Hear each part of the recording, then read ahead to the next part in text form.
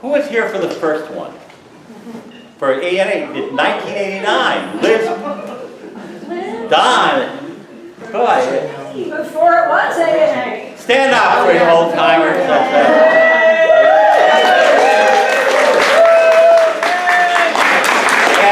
And just as important, who are the newcomers, first timers this time?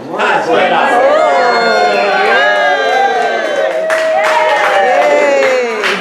Okay. So I'm Bob Schaefer, I'm the DC Days facilitator, and this is Kathy Crandall Robinson, who is the DC Days coordinator. So she has been following what goes on in this city, with a brief break to go to law school in Colorado for many years. I'm ancient. You were just 2 when you started. So I brought a ringer in today, Cassandra Varanka from Wand, who has also been recently a Hill staffer for Congresswoman Jan Schakowsky. And I thought that it would be great to have Cassandra tell you a little bit more about what's going on the Hill. And then we'll have a little bit more time to talk about that and the complex. And so I'm going to let Cassandra come on up. Yay, Cassandra! Hi, nice to be here with all of you. So, like Kathy said, I recently left the Hill, and in my new job, I'm still watching the Hill very closely. So I figured I'd give you a quick update of what's happening. Big things, it's an interesting week to be here. NDAA is on the floor in the House. What's NDAA? No abbreviation. I promise. And I will not just use all the jargon and go on and not explain it. NDAA is the National Defense Authorization Act. It's good to just be aware that this is happening this week because it will take a lot of staff time and a lot of members will be pretty frantic. For reference, over 500 amendments were filed for that bill. Not all of them will make it to the floor, but it's going to be a very, very busy week in the House, and it's good to be aware of that. There are lots of various nuclear amendments involved in that. I'm not going to go over all of them. There's so many. Just be aware there is a massive bill moving through the House, and it has a lot of nuclear consequences. So that's my first thing you need to know. In the Senate, that bill will actually be, there will be a hearing for the NDAA. That's going to be a closed session, so unfortunately we will not know what they're doing over there. But they are also thinking about it. It's also on the radar of Senate staffers. Other things to be aware of, the energy and water appropriations bills. That's where a lot of the money for various nuclear-related things gets moved through. That has been marked up in the House already. It was marked up back in mid-May. And in the Senate, that same bill is going to be marked up on Tuesday, May 22nd. So they will also be looking closely at what they want to fund and what they might want to try to defund. Hopefully they'll defund some nuclear weapons, but I'm a little over-optimistic about those types of things, so don't get too excited. So those are the 2 big vehicles that are moving and in play at the moment that you might hear about from staffers in meetings, and it's just good to know are happening. Is that a Senate committee that is going to be doing the markup? Yes, that's going to be the Appropriations Committee. So actually, NDAA will be over in Armed Services. Appropriations will be moving through the Appropriations Committee. So, yes, question. Those 2 A's in AA, what do they say? National Defense Authorization Act, yeah. Authorization Act. Yeah, they include the acts right into that, so. Okay. That moves yearly. For anybody who doesn't know, they have to do that to continue all of their various activities, and it becomes a massive vehicle that they throw other policies onto to try and legislate, given that we're not great at passing bills on their own. Question? So in the House, the NDAA is currently, or is going to be voted on Monday, Tuesday, Wednesday, or one of those days? So Rules Committee starts with it on Monday, and they'll continue rolling through Tuesday. I think the earliest votes on NDAA are Wednesday, and they'll definitely carry on to Thursday. So these meetings, especially Monday, Tuesday ones, are a good time to ask House members to vote a certain way on specific amendments. Is that Do we have This is a amendments good in our time ask? to do that. I don't have any specific amendments in the ask, we don't have any specific amendments in the ask, but we'll be looking for what comes through, and Cassandra could explain a little bit about the crazy rules committee process in the House. So it's kind of like, we don't want to get all head up about all 500 amendments that have been offered, because many of them will not see the floor. But Yeah, essentially Rules Committee will go through this week and meet in marathon meetings to decide what amendments they'll actually allow to go to the floor. And even with that, it can be a little interesting. They'll put a lot of them on block, so you'll get 50 amendments that come up together. That's either a straight yay or a straight nay for members. So they actually won't even get to vote on a specific amendment by itself, which can make asking for amendment votes harder. Mind you, they're usually intentionally grouped to be all of the things they don't want to pass are thrown together to get one giant nay. So yeah, there are 500 amendments. Not all of those are things that this group would care about, but a lot of them won't make it through committee. Less than half will probably actually get a floor vote. So asking for specific votes on all of these amendments that were offered, not a great idea, because they won't get to vote on half of them, and then some of the ones they even do get to vote on will just be part of a massive block of amendments. So you can waste a lot of time in the weeds on that, where it's not necessarily useful. But if there is something that comes up related to our asks, like something on new nuclear weapons development, or pit production or something like that, we will certainly let everybody know so that you can begin to integrate those. It also provides a really great opportunity for follow-up, because a lot of times, even if there's not, it can be an en bloc amendment, but the fact that something happened, it piques everybody's interest. We're here really at a very, very perfect time. And in addition to the energy and water appropriations and the NDAA, as if that wasn't enough, there's also been a waste bill moving through the House, and there's been a vote on that just last week, right? The 10th. What? The That 10th? was it passed the What House. bill? The House.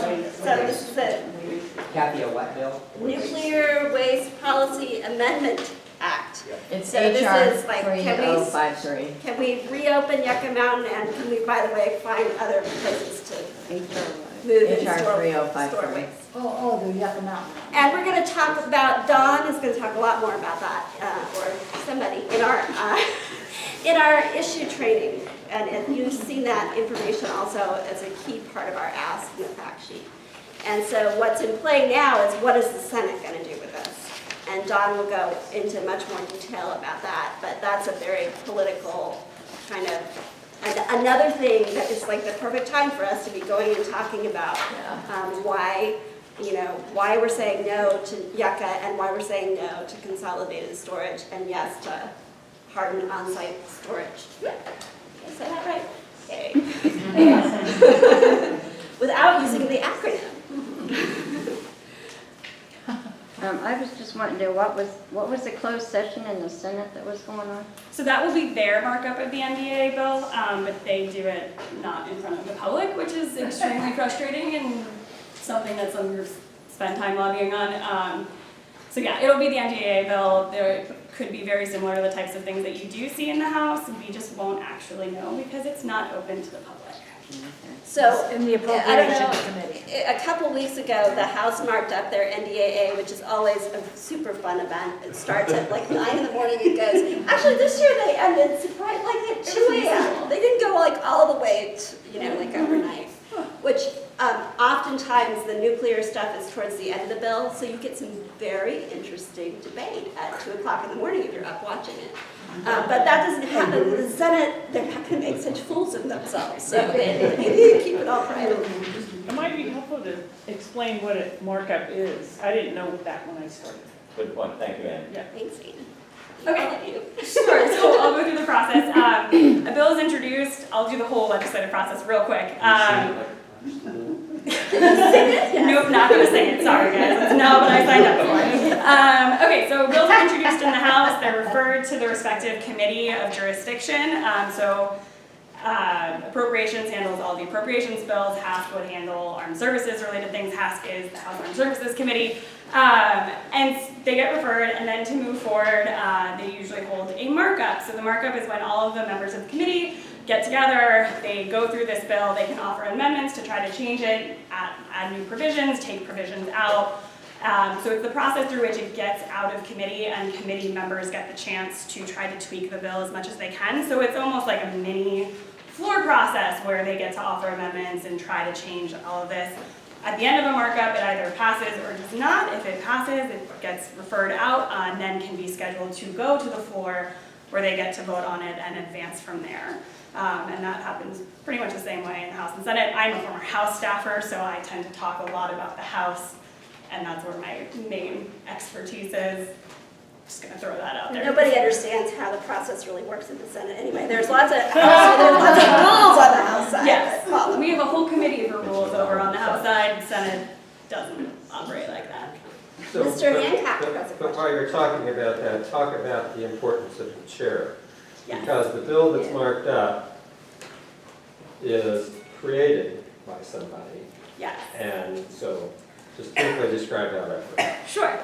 So every committee has a chairman or a chairwoman. That is the member who is in charge of the committee essentially, and they have an incredible amount of power to decide what comes up and what is included in a bill and what is not included in a bill. They're really the king of that particular committee and can decide how they want things to proceed and can make your life very difficult if they do not like your issues. I'll also, now that we're on this, the ranking member in this case would be the highest Democrat on the committee. So that they do not have nearly as much power as the chairman of a committee would have. However, as the top minority official, they can really weigh in and try to throw their weight around to negotiate. Okay, you're going to bring up this bill. I hate it. I will be less problematic for you if you give me X, Y, and Z. So when we're talking to members of Congress, it's important to know who they are, what committees they sit on, and what power they have. If you can convince a ranking member to be on your side, or a chairman, I'm a little less optimistic about them. For now, we have an election coming. I don't know. There could be a whole new world in a couple of months. Yeah, if you can get those people, they have the opportunity to really weigh in and fight for our causes more than some of the other members might. Same with if someone is at least sitting on the committee of jurisdiction for issues that we're worried about, they will have more opportunity to weigh in and offer amendments in the markup process and really change what a bill looks like before it even gets to the floor. And that's your best opportunity to change or stop a bill is earlier in the process. So finding those committee members and the chairs and the ranking members is incredibly important in effective lobbying efforts. I wanted to say something too about the difference between authorization and appropriations, because I know this, Anna, I think, asked this question before, and it is important, and it's particularly significant in the nuclear weapons and cleanup issues. So we're in some ways lucky because we get every year the defense authorization plus an appropriations process. Authorization is a process to change kind of mandatory spending, like you have a major law change like the Nuclear Waste Policy Act, Amendment Act.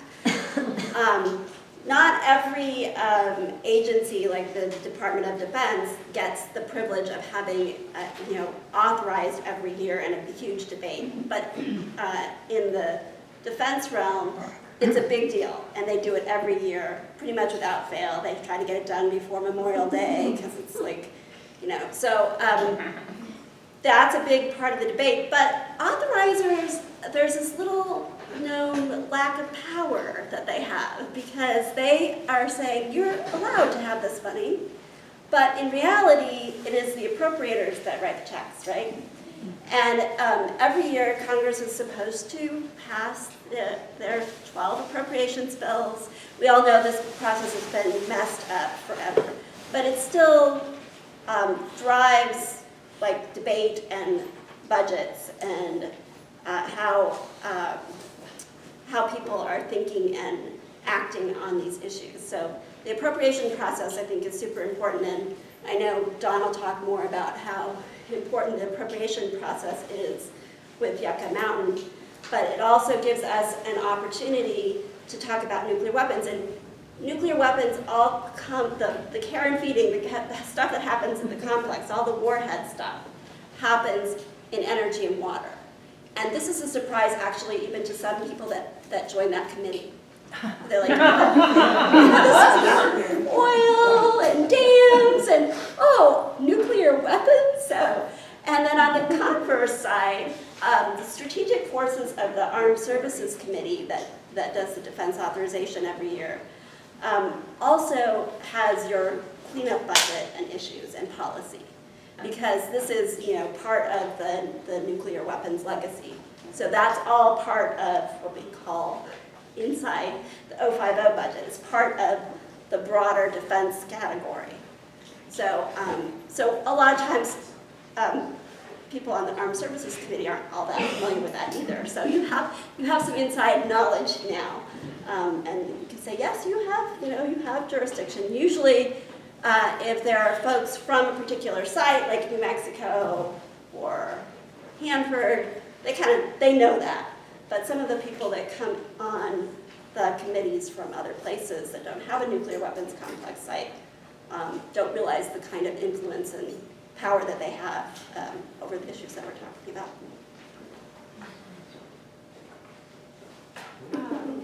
So if there's like a discrepancy in money that is authorized versus appropriated, like what wins?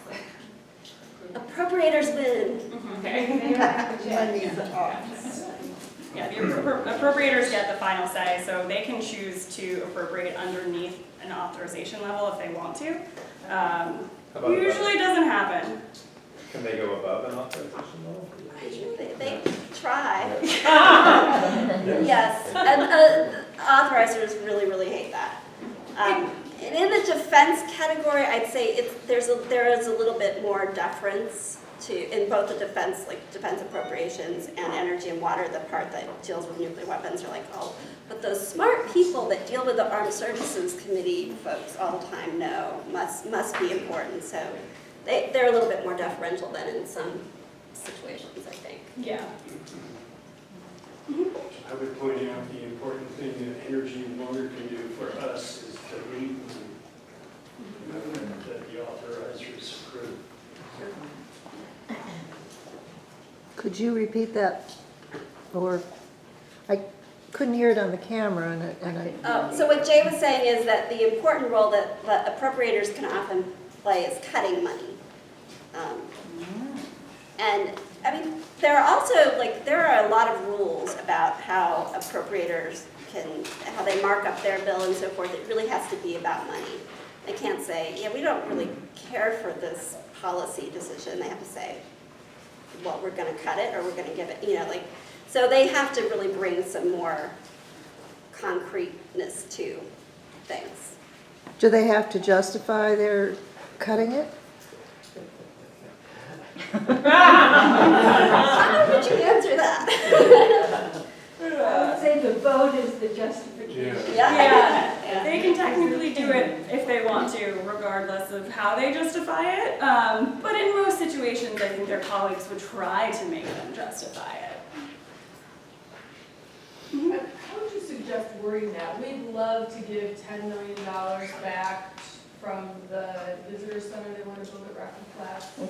And how can we encourage them to take that money back? Use it somewhere else. I mean, in a world where Fish and Wildlife Service doesn't have enough money to pay their regular folks. That's how you do it. Yep.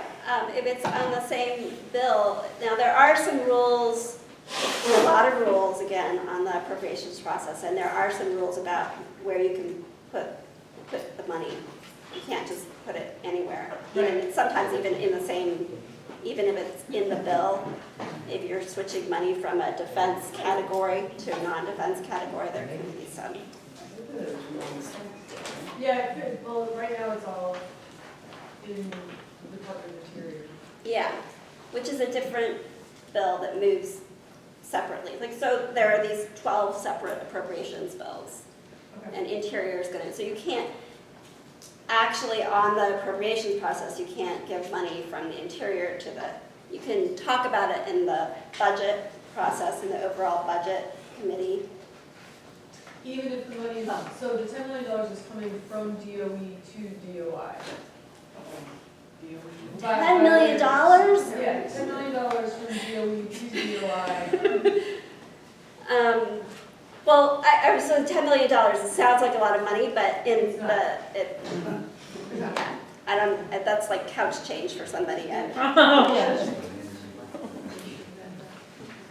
So, this brings up an issue that is way too in the weeds on the one hand, but on the other hand, since it's come up for people to understand, the appropriators passed line items that in most cases don't specify exactly what it can be spent for. So my guess is, I don't know this for a fact, but the $10 million for Rocky Flats probably is not a line item in the budget or in what the appropriators passed. So that's why the president's budget is so important. Because the president's budget is much more detailed and includes the $10 million for the Rocky Flats Visitors Center. So, you know, that's why when you hear sometimes the budget is dead on arrival when a president submits a budget to Congress, that's significantly not true, because a lot of the specifics in the budget are going to, in essence, be included in what Congress passes or doesn't pass. that's a very good point. I was actually going to ask if you don't mind giving a little context as to the difference between the president's budget and the other budgets and why they're different and all that. Well, the president's budget is this big, right, in terms of paper. And so it has a lot of very specific detail in it. You know, even on the order of a $10 million here or a $5 million there.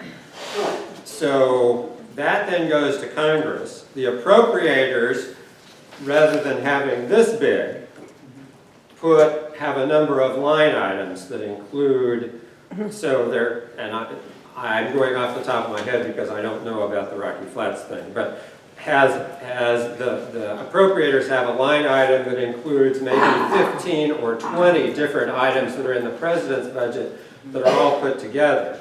So then Congress, so the president's budget asks for, you know, $100 million for the following 10 different things. Congress appropriates $90 million, not 100. Well, who gets to decide how that $90 million is spent?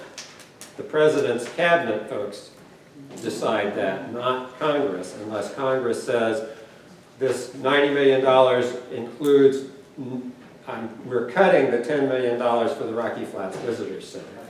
But unless Congress does that level of detail, once they appropriate the money, that's why the cabinet, that's why presidential offices are important. So in our case, the Fish and Wildlife Service is going to have some leeway in terms of how it spends its money.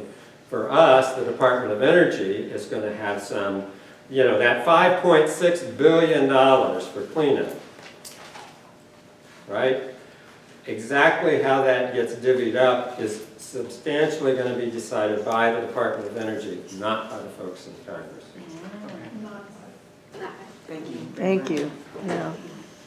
And that is totally true, although I will say that it's amazing, like, if a particular member of Congress really cares about something, then suddenly, you know, there are ways to even for small amounts of money.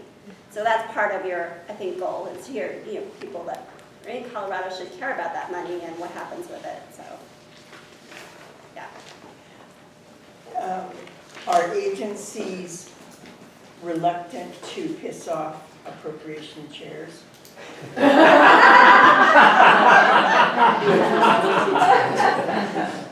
To anger?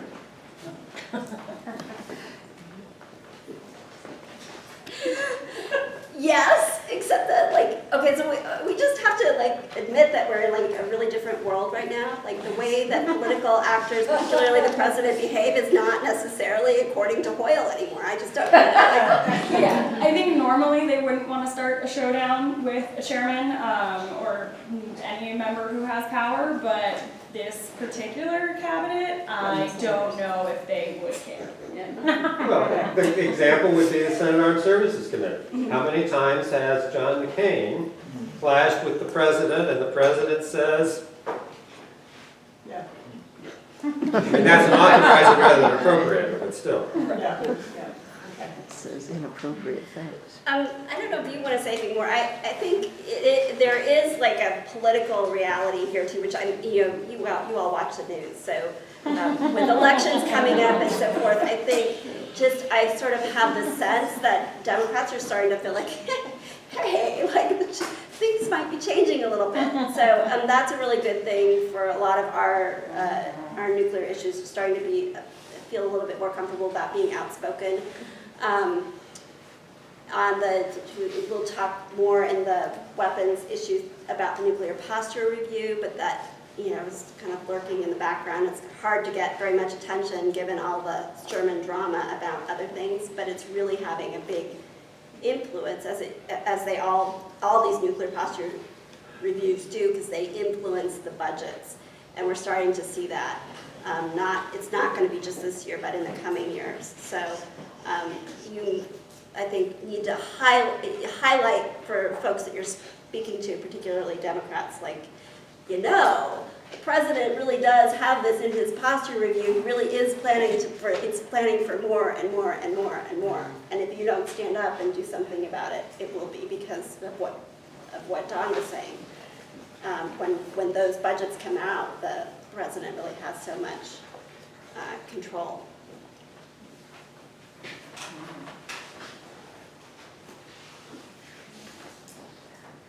Other questions? We- I think they've earned themselves a quick flight.